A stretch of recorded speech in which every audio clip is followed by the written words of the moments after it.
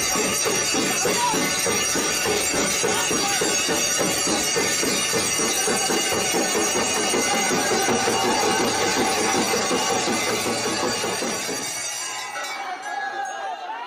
Friends, स्वागत है आपका आज के वीडियो में। आज के वीडियो में हम 12 ज्योतिर्लिंगों के दर्शन करेंगे। हम जानेंगे कि ये 12 ज्योतिर्लिंग भारत में किस किस जगह पर स्थित हैं और साथ ही साथ हम इन ज्योतिर्लिंगों से जुड़ी पौराणिक कथाओं के बारे में भी जानेंगे। और वीडियो के एंड में हम कुछ आरतियां भी देखेंगे जो कि इन ज्योतिर्लिंगों पे होती हैं, जैसे कि बाबा महाकाल की भस्म आरती। और वीडियो स्टार्ट करने से पहले मैं आपसे कहना चाहूँगा कि अगर आपने अभी तक इस चैनल को सब्सक्राइब नहीं किया है तो प्लीज़ इसे सब्सक्राइब भी करें। चलिए स्टार्ट करते हैं अपने आज के वीडियो से। सोमनाथ ज्योतिर्लिंग, गुजरात। सोमनाथ ज्योतिर्लिंग 12 ज्योतिर्लिंगों में से पहला ज्योतिर्लिंग है और ये गुजरात के सौराष्ट्र में स्थित है। इस ज्योतिर्लिंग का संबंध स्वयं चंद्रदेव से है, तभी इसका नाम सोमनाथ है। इसके पीछे की पौराणिक कथा कुछ इस तरह से है। चंद्रदेव की शादी दक्ष की 27 बेटियों के साथ हुई थी। इन 27 रानियों में से चंद्रदेव रोहिणी नामक रानी का ज्यादा ध्यान रखते थे और बाकी रानियों पे ध्यान नहीं देते थे। इस पर क्रोधित होकर के दक्ष ने चंद्रदेव को श्राप दिया कि चंद्रदेव की रोशनी का तेज कम होता जाएगा। इस श्राप से बचने के लिए चंद्रदेव ने भगवान शिव की आराधना करी और इस पर प्रसन्न होकर के भगवान शिव ने चंद्रदेव को इस श्राप से मुक्त किया। पौराणिक कथाओं के अनुसार माना जाता है कि चंद्रदेव ने ये मंदिर सोने का बनवाया था। उसके बाद रावण ने इस मंदिर को चांदी का बनवाया और फिर श्री कृष्ण ने इस मंदिर को चंदन का बनवाया। इतिहास के अनुसार माना जाता है कि अलग अलग युद्धों की वजह से सोमनाथ मंदिर 17 बार टूटा है और इसका पुनर्निर्माण हुआ है। आज जो हम सोमनाथ मंदिर देख रहे हैं उसका निर्माण श्री वल्लभ भाई पटेल ने करवाया था। और ये है सोमनाथ ज्योतिर्लिंग के आरती के दर्शन।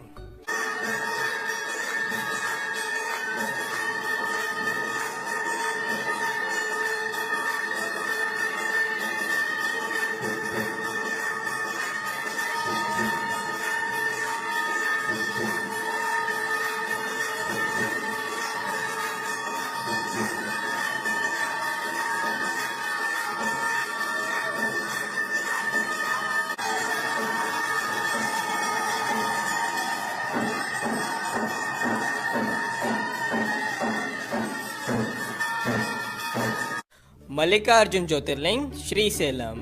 मल्लिकार्जुन ज्योतिर्लिंग आंध्र प्रदेश में श्रीशैलम नाम की जगह में कृष्णा नदी के तट पर स्थित है। इसकी पौराणिक कथा कुछ इस तरह है। जब भगवान गणेश और भगवान कार्तिकेय की शादी की बात चल रही थी तब प्रश्न ये उठा कि किसकी शादी पहले होगी। इसका निर्णय करने के लिए भगवान शिव ने दोनों को विश्व का चक्कर लगा करके आने को कहा। इस पर भगवान कार्तिकेय अपना वाहन लेकर के निकल गए, लेकिन गणेश जी ने चतुराई दिखाई और भगवान शिव और पार्वती के ही 7 चक्कर लगा लिए। जब भगवान कार्तिकेय वापस लौटे तो उन्हें लगा कि उनके साथ छल हुआ है और वो रूठ करके कैलाश छोड़ करके क्रौंजा पर्वत पर जाकर रहने लगे। माता पार्वती के कई बार समझाने पर भी उन्होंने अपना हट नहीं छोड़ा और वो कैलाश वापस नहीं आए। तब भगवान शिव और माता पार्वती स्वयं ही कैलाश छोड़ करके श्रीशैलम में आकर के रहने लगे और इस तरह से ये प्रसिद्ध हुआ मल्लिकार्जुन ज्योतिर्लिंग के नाम से। महाकालेश्वर ज्योतिर्लिंग, उज्जैन। महाकालेश्वर ज्योतिर्लिंग उज्जैन में क्षिप्रा नदी के तट पर स्थित है। माना जाता है कि महाकालेश्वर ज्योतिर्लिंग स्वयंभू है, यानी कि वो खुद से यहाँ उत्पन्न हुआ है। महाकाल ज्योतिर्लिंग की विशेषता ये है कि ये एकमात्र दक्षिण मुखी ज्योतिर्लिंग है। यहाँ पर हर रोज सुबह 4 बजे भस्म आरती होती है जो कि पूरे विश्व में प्रसिद्ध है। उज्जैन के लोग महाकाल को इस नगरी का राजा मानते हैं। और ये है महाकाल बाबा की आरती के दर्शन।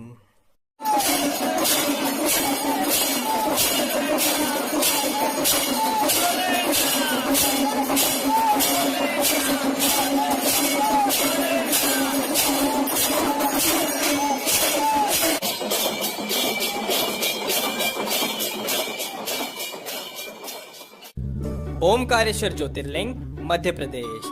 मध्य प्रदेश में महाकाल बाबा के अलावा ओमकारेश्वर ज्योतिर्लिंग भी है। ये ज्योतिर्लिंग इंदौर के पास खांडवा डिस्ट्रिक्ट में नर्मदा नदी के तट पर स्थित है। ये ज्योतिर्लिंग जिस पहाड़ पर है वो पहाड़ नर्मदा नदी के बीच एक द्वीप है। इस पहाड़ के चारों ओर नर्मदा नदी बहती है और इस वजह से ये पहाड़ ओम के आकार में है और तभी इस ज्योतिर्लिंग को ओमकारेश्वर के नाम से जाना जाता है।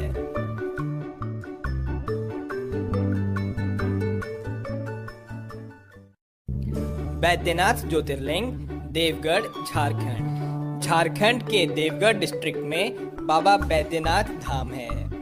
पूरे भारत में यही सिर्फ एक ऐसा मंदिर है जहां पर ज्योतिर्लिंग और शक्तिपीठ दोनों एक साथ है। बाबा बैद्यनाथ को लेकर के कई सारी पौराणिक कथाएं हैं और उनमें एक कथा ये भी है कि यही वो जगह है जहां पर रावण ने भगवान शिव को प्रसन्न करने के लिए अपने 10 सिरों का बलिदान दिया था। भगवान शंकर ने प्रसन्न होकर के रावण को दर्शन दिए और रावण का इलाज किया। तभी इस धाम को बैद्यनाथ के नाम से जाना जाता है क्योंकि भगवान शंकर ने वैद्य की तरह रावण को ठीक किया। भीमाशंकर ज्योतिर्लिंग महाराष्ट्र। भीमाशंकर ज्योतिर्लिंग महाराष्ट्र में पुणे के पास सह्याद्री हिल्स पर है। यहाँ से भीमा नदी उत्पन्न होती है। इसकी पौराणिक कथा कुछ इस तरह से है। त्रिपुरासुर नामक राक्षस इस जगह पर काफी उत्पात मचा रहा था। उसको खत्म करने के लिए भगवान शिव खुद यहाँ पर आए और उससे युद्ध किया और उसको खत्म किया। युद्ध के बाद भगवान शिव काफी थक गए थे और यहाँ पर बैठ करके उन्होंने आराम किया और माना जाता है कि भीमा नदी उनके पसीने से निकलने वाले जल से उत्पन्न हुई। इसके बाद वहाँ के लोगों ने भगवान शिव से प्रार्थना करी कि वो यहीं पर ही बस जाएं, तो भगवान शिव प्रसन्न होकर के यहाँ पर हमेशा के लिए भीमाशंकर ज्योतिर्लिंग के रूप में स्थापित हो गए। रामेश्वर ज्योतिर्लिंग तमिलनाडु। रामेश्वर ज्योतिर्लिंग तमिलनाडु में रामनाथ नाम की जगह पर है। ये 12 ज्योतिर्लिंगों में से एक ज्योतिर्लिंग तो है ही, साथ ही साथ ये हिंदू धर्म के अनुसार 4 धामों में से एक धाम भी है। रामेश्वर ज्योतिर्लिंग की स्थापना स्वयं श्री राम ने करी थी। लंका तक जाने के लिए समुद्र पार करने से पहले श्री राम ने स्वयं इस शिवलिंग की स्थापना करी थी, तभी इसको रामेश्वर नाम से जाना जाता है।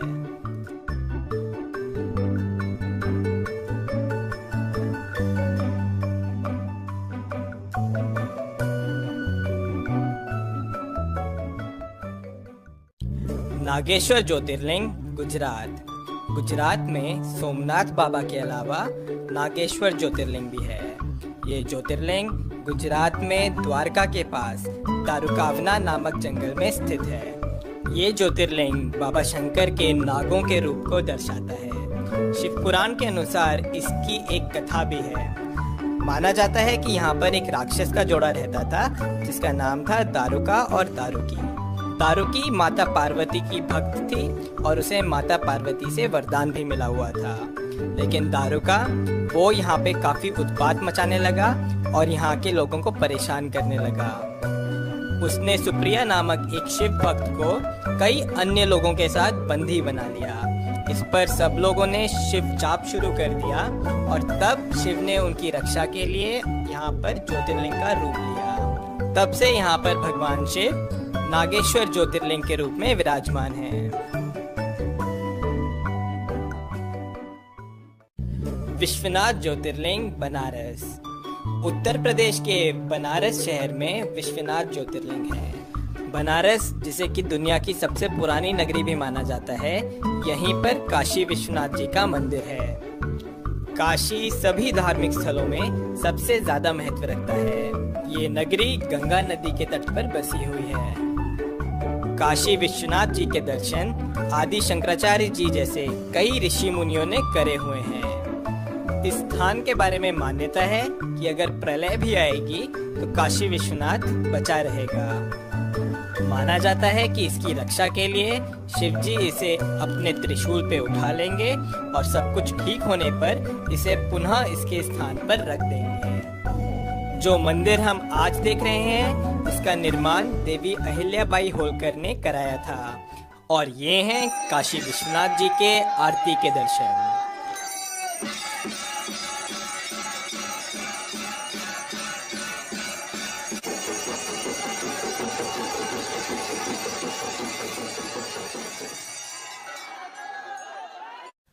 त्र्यंबकेश्वर ज्योतिर्लिंग नासिक। महाराष्ट्र में नासिक के पास त्र्यंबकेश्वर ज्योतिर्लिंग है। ये ज्योतिर्लिंग ब्रह्मगिरी पर्वत के पास है और ब्रह्मगिरी पर्वत से गोदावरी नदी उत्पन्न होती है। माना जाता है कि गौतम ऋषि और गोदावरी नदी के आग्रह करने पर भगवान शिव ने यहाँ पर ज्योतिर्लिंग का रूप लिया।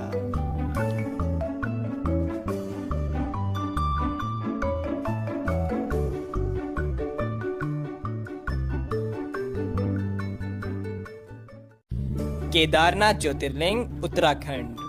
उत्तराखंड में रुद्रप्रयाग जिले में केदारनाथ ज्योतिर्लिंग है। गौरीकुंड से आगे जाकर के मंदाकिनी नदी के तट पर बाबा केदारनाथ विराजमान है। इस मंदिर का निर्माण पांडवों ने करवाया था। महाभारत के युद्ध के पश्चात पांडव अपने भाइयों की हत्या के पाप से मुक्त होना चाहते थे, इसलिए वो भगवान शंकर के दर्शन चाहते थे। पर भगवान शिव उनसे रुष्ट थे, इसलिए उन्हें दर्शन नहीं देना चाह रहे थे और इसलिए भगवान शिव बैल का रूप धारण करके केदारनाथ पहुंच गए। लेकिन पांडव उनका पीछा करते करते केदारनाथ भी आ गए। तब भगवान शिव धरती में समाने लगे, लेकिन भीम ने बैल की पीठ पकड़ ली थी। तभी यहाँ पर केदारनाथ शिवलिंग बैल के पीठ के रूप में है। भगवान शिव ने पांडवों को दर्शन दिए और उन्हें पाप से मुक्त किया। पांडवों ने यहाँ पर फिर केदारनाथ मंदिर का निर्माण करवाया।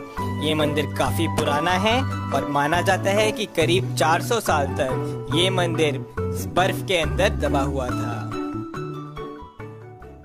कृष्णेश्वर ज्योतिर्लिंग महाराष्ट्र।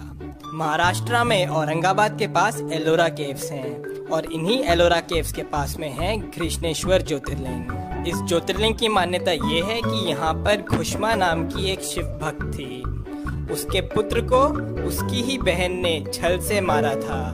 अपनी भक्त पर इस तरह के अन्याय को देख भगवान शिव यहाँ पर प्रकट हुए और खुशमा को दर्शन दिए और इसके बाद भगवान शिव यहाँ पर ज्योतिर्लिंग के रूप में स्थापित हो गए।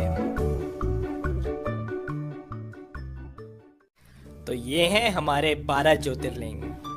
सौराष्ट्र सोमनाथम च श्रीशैले मल्लिकार्जुनम, उज्जैन्याम महाकालम ओमकारम अमलेश्वरम, परल्याम वैद्यनाथम च डाकन्याम भीमशंकरम, सेतुबंदे तु रामेशम नागेशम दारुकावने, वाराणस्याम तु विश्वेशम त्र्यंबकम गौतमी तटे, हिमालय तु केदारम खुश्मेशम च शिवालय।